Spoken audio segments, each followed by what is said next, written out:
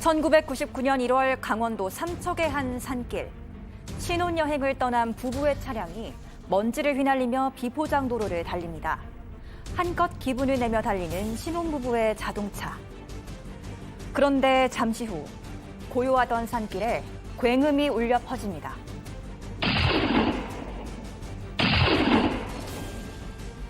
두 발의 총성이 들린 후 한복을 곱게 차려입은 신혼부부가 그 자리에서 숨졌습니다. 이들의 몸에선 사냥용 실탄이 나왔고 강도의 습격을 받은 듯 주변 길가엔 현금이 흩뿌려져 있었습니다. 이들은 왜, 누구에 의해 이런 끔찍한 죽음을 맞아야 했을까요? 오늘 사건연구소는 삼척 신혼부부 엽총살인 사건의 전말을 파헤쳐 봅니다. 자, 이 삼척 신혼부부 엽총살인 사건, 이게 1999년에 있었던 사건인데 무려 지금 23년 전 사건이지만 당장 요즘의 현안이기도 합니다. 현안과 연결되어 있는 사건이기도 합니다. 자, 일단 당시 사건 내용부터 좀 정리를 하겠습니다. 자, 일단 이 부부, 신혼부부의 사연부터 좀 정리를 해볼까요? 네, 사건 발생한 거는 1999년 1월 19일 오후 4시입니다. 이틀 전에 결혼식을 올렸던 28살 신랑 김 씨와 27살 신부 장 씨는 자가용으로 강원도 삼척의 한 산길을 달리면서 신혼여행을 즐기던 중이었습니다. 형편이 넉넉지 않았기 때문에 7년간 오랜 동거 생활을 한 뒤에 어렵게 결혼식을 올린 부부인데요. 해외여행을 갈 형편도 안 되어서 국내 지방을 돌면서 여행하기로 했습니다. 고향 전주에서 출발해서 삼척에 계신 외삼촌 댁에 인사드리러 가던 길이었는데요. 남편 김 씨는 아주 성실한 택시기사로 일하면서 마련한 그랜저를 타고 있었고 이 길은 인적이 매우 드문 외진 길이었는데 이들 앞에는 꿩 사냥을 하러 가던 30대 남성 2명이 탄 승용차 엑센트가 달리고 있었습니다. 자, 당시에 말이죠. 정말 뭐 상호가 나왔으니 그냥 말씀드리겠습니다. 그랜저라고 하면은 그때 정말 부의 상징 같은 차였잖아요. 그런데 지금 이 범인들이 탔던 차는 소형 승용차였습니다. 자, 당시 상황 조금만 더 부연 설명해 주시죠. 그런 이유가 있었는지는 모르겠습니다. 어쨌든 지금 그 외진 도로가 비포장 도로여서 흙먼지가 많이 날리는 길이었다고 합니다. 그런데 그 길을 지금 저 차가 앞선이 뒷선이 이렇게 추월을 당했다가 하면서 달리던 중이었던 거예요. 그러니까 뒤에 따라가는 차 입장에서는 흙먼지가 많이 날릴 수도 있는 상황이었던 건데 그러다가 갑자기 뒤 차인 엑센트의 운전자가 창문을 내리고 욕설을 퍼붓습니다. 앞차를 향해서. 근데 뭐 좁은 산길이니까 빨리 달리지도 못하니까 욕설을 할 수 있는 그런 상황이었겠는데 그러다 갑자기 조수석에 앉아있던 사람이 엽총을 꺼내 들고 앞선 차량의 남편의 뒤통수를 향해서 뒷목을 향해서 조준 사격을 했습니다. 이게 정말 이게 무슨 헐리우드 공포 영화에 나오는 그런 상황인데 직사하고 만 겁니다. 옆에 있던 신부는 얼마나 놀랬겠어요. 차가 멈춰섰고 제발 이 신랑 이제 신부는 이제 사망했으리라 생각 못하고 병원에 데려달라고 하는데 그렇게 애원하는 아내는 가슴에 총을 맞고 그냥 사망했습니다. 그 자리에서. 먼저 운전석에 있던 신랑을 조준 사격해서 직사시키고 또 그런 신랑을 빨리 병원으로 옮겨달라고 사정하는 아내를 향해서도 신부를 향해서도 사격을 해서 살해합니다. 자, 그런데 이게 너무 외진 곳에서 벌어졌던 사건이었기 때문에 이게 자칫 미제 사건으로 남을 뻔했다면서요? 그렇죠. 사실은 미제로 남을 수 있는 사건인데 목격자 한 명 있었기 때문에 이 사건이 밖으로 알려진 겁니다. 김 씨인데요. 이 김 씨는 도로 관리하는 그 건설 현장의 40대 남성인데 이 지역을 가다가 이 한복을 입은 부부하고 이 한 명하고 신랑이 했던 것들을 봤던 것 같아요. 운전하면서 벗고 지나쳤는데 본인은 좀 지나쳤는데 갑자기 한 사람이 자기 뒤로 총을 쐈고요. 유리가 깨졌다고 합니다. 머리도 살짝 맞아서 상처를 입었다라고 하는데 아마 그걸 보고 본인은 본능적으로 뭔가 이상하다고 생각해서 운전해서 도망을 갔던 것 같아요. 이 신랑이 버리는 거 보고. 다만 이제 그때 그랜저하고 지프차가 있었다고 하는데 그거는 좀 착각을 했던 것 같아요. 총을 맞고. 지프차가 요즘 말했던 엑센트 승용차, 그랜저 2개가 있었고 사건에 대해서 유일하게 목격했던 사람이었던 것입니다. 자, 그런데 이때 경찰 초동 수사에 조금 아쉬움이 많았었다는 지적이 있었죠. 글쎄 그 당시에 이제 그 이 목격자가 있었기 때문에 신고를 했고 그 신고 그 사항에 따라서 급하게 그쪽에 이제 임시 검문소를 설치를 해서 검문을 했었었는데요. 이 범인 중에서 이 한 씨 같은 경우는 버스로 갈라져서 나왔고 그리고 정 씨 같은 경우는 이 승용차로 흩어져서 도주를 했는데 그 당시에 이제 이 검문을 하는 그 경찰 그 검문소를 바로 이 액센트를 타고 이 정 씨가 통과를 했단 말이죠. 그러니까 지금 이제 경찰 입장에서는 굉장히 중요한 검문에 있어서의 핵심 사항이 2명이다. 그리고 그것은 집차형 차량이다. 이렇게 이제 그 전파가 됐을 것이고 인상 차이 같은 경우는 아마 정확하게 그 전파가 되지 않았을 것으로 보는데 그러다 보니까 차종도 다르고 또 사람 숫자도 다르니까 바로 정 씨 같은 경우는 그냥 통과를 시켜버렸다는 거죠. 그렇기 때문에 이제 어떻게 보면 그 길이 아주 이 양쪽만 막으면 모든 사람들을 통제를 할 수 있는 그런 사안인데 그러한 어떤 그 신고 사항들이 약간 그 부정확해서 예. 그 당시에 그 검문을 했었던 그 경찰들이 범인들을 그대로 통과를 시키는 그런 결과가 발생이 됐습니다. 자, 그런데 이자들이 말이죠. 그냥 우발적으로 그랬던 것이 아니라 진짜 수사에 혼선을 주기 위해서 또 여러 가지 또 장치들을 해놓고 도주를 했어요. 그 사건 직후에 강도인 것처럼 보이게 만들려고 수표 현금 같은 걸 꺼내서 지갑은 가지고 와서 야산에 버리고요.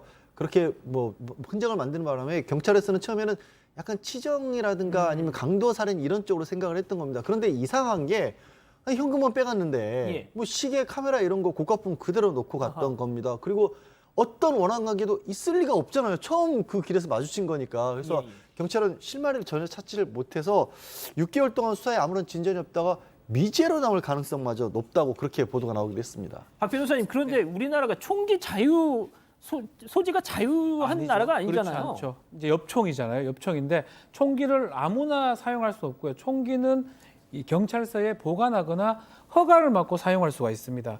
이 엽총도 역시 대전에 있는 경찰서에 보관을 하고 있었고 이렇게 불출을 받아요. 예를 들어서 쓴다 그러면 불출을 받는데 당시 이제 제도상으로 봤을 때는 사냥이나 이런 거 할 때 허가를 받고 불출을 받은 다음에 해가 지거나 하면 인근에 있는 경찰서나 파출소에 보관을 다시 할 수 있습니다. 그래서 대전에서 이걸 받은 다음에 인근에 있는 파출소에 다시 보관을 했다라고 하고요.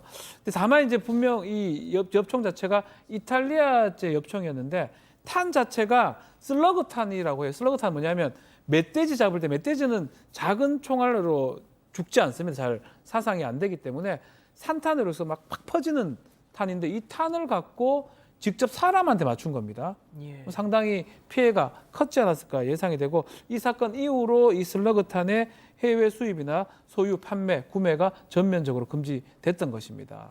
자, 교수님, 미제로 묻히게 될 뻔했던 이 사건의 실마리가 정말 예상치 못한 곳에서 나오죠. 그렇습니다. 사건 발생 6개월 만에 가해자 한 씨 측의 지인을 통해서 이제 경찰로 첩보가 들어오는데 통상 이제 그 당시 경찰 수사관들 같은 경우는 범죄 사건 해결 그리고 범죄 예방을 위해서 소위 그 정보원들을 활용을 했습니다. 지금 같은 경우는 개인정보보호법에 따라서 그 어떤 그 망원들에 대한 어떤 정보비 제공이라든가 이런 것들이 불법이 돼서 이제 운영이 되고 있지 않습니다만 그 당시에 삼척 그 신혼부부 이 그 살인 사건 범인이 수원시 팔달구 인계동 호텔에 숨어 있다가 아무래도 이제 어떤 그 죄책감을 느껴서 그 바로 그 정보원인 그 지인과 같이 술을 먹으면서 나 사실 그런 범행을 저질렀다라고 얘기를 갖다가 한 것이죠. 그게 이제 바로 경찰에 통보가 돼서 7월 6일 날 새벽 1시에 한 씨를 검거하고 아침 6시에는 정형구를 갖다가 검거하게 됩니다. 그런데 이 정 씨 같은 경우는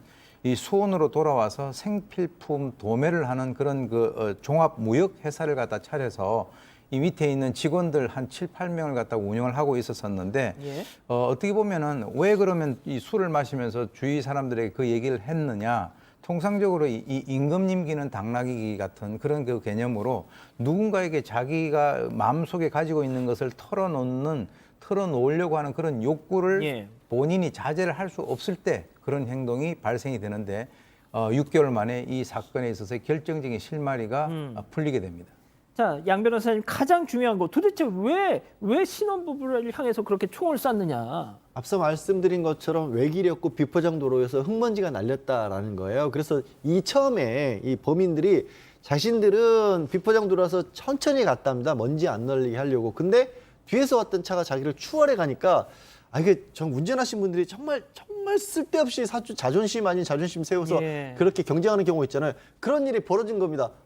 흙먼지 날리면서 우리를 앞서가? 우리가 다시 앞서가. 그러니까 또 그랜저 차량가 신혼부부의 그 남편분도 또 앞서갔던 거예요. 그렇게 4번, 5번을 반복하다가 결국 기분 나쁘다고 총을 꺼내서 사람을 해친 겁니다. 자, 박 변호사님, 네. 이제부터 시작을 해보죠. 재판부의 판단은 어땠습니까? 자, 정영구 같은 경우는 살인 강도 혐의가 적용이 돼서요.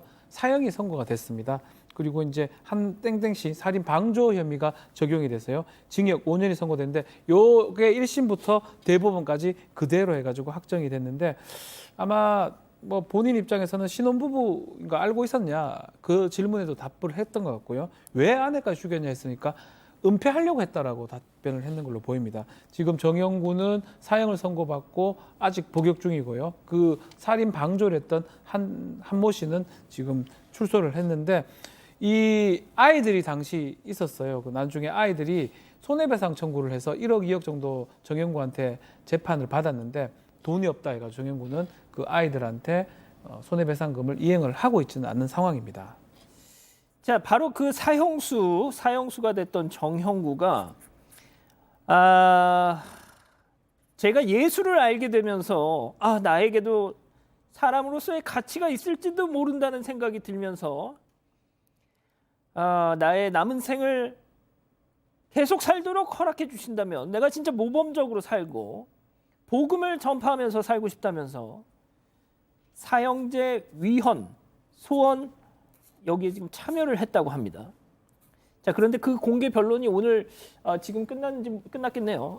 오후 2시에 헌재에서 있었죠. 네, 그렇습니다. 헌법재판소에서 오늘 이제 3번째로 헌법재판소 사형제가 과연 위헌이냐 합헌이냐를 가지고 심리가 열리는데 거기에 이제 정영구가 보조 참가인으로 참석을 한 겁니다. 이 재판에. 그래서 지금 말씀하신 것처럼 사형제에 대해서 반대하는 논거 중에 하나로 많이들 꼽는 게 개전의 기회를 주지 않는다라는 거거든요. 사람이 악인일지라도 다시 한번 어떻게 보면 이 개선될 수 있는 여지가 있는 건데 뭐 사형을 당하면 그럴 수가 없으니까 거기에 대해서 정영구가 나는 스스로 달라졌다라고 생각한다. 그러니까 사형제도를 폐지하는 게 맞다라는 입장을 밝힌 겁니다.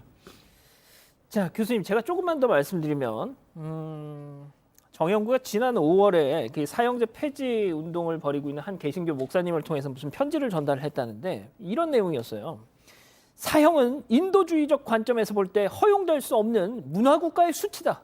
대한민국은 문화국가인데 문화국가의 수치다. 그렇기 때문에 대한민국에선 사형제가 폐지가 돼야 된다라고 지금 이렇게 강조를 하고 있다는 거예요. 뭐 저는 근데 하나 좀 뭐 이런 생각이 듭니다. 그러니까 만약에 이 정영구가 지금 만약에 이런 짓을 저질렀다면 뭐 아닌 듯 5명을 살해한 아닌 듯도 무기징역이 되는데 무기징역 받았을 수도 있어요. 그러니까 어떻게 보면 시대를 잘못하고 나가지고 지금 사형수가 됐는데 전 그런 측면에서는 이자도 억울할 수는 있겠다라는 생각은 드는데. 그거야 뭐 그때그때 다르죠. 그리고 이제 문화국가의 수치다라고 하는 이 얘기를 할 만한 자격이 있는지는 모르겠습니다. 뭐 1996년에도 7대2로 합헌이 나왔고 2010년에도 5대4로 합헌이 나왔는데 사형제 폐지를 뭐 어떤 결과 나올지는 모르겠습니다. 그건 저는 개인적으로 만약에 위헌으로 나온다라고 하면 어떤 제도적인 것을 만들어 놓고 위헌으로 하는 것이 좋겠다는 거죠. 예컨대 가석방 없는 무기형이라든가 그리고 이제 뭐 정의 실현을 위해 가지고 뭐 살인을 하면 몇 년, 뭘 하면 몇 년 이런 식으로 해서 미국 같이 누진형으로 해서 뭐 38년, 72년 이런 식으로 뭔가 대책을 마련을 해 놓고 사형제를 뭐 위헌이다 합헌이다 이렇게 얘기를 해야지 그렇지 않고 난 뒤에 지금 이런 자가 본인이 뭐 문화국가 운운하는 그것에 대해서는 저는 개인적으로는 동의할 수가 없습니다. 자, 일단 뭐 헌재에서 계속 뭐 이렇게 논의가 이어질 테니까 저희도 계속 주목해 보겠습니다. 오늘 사건 연구소 이렇게 정리하고요.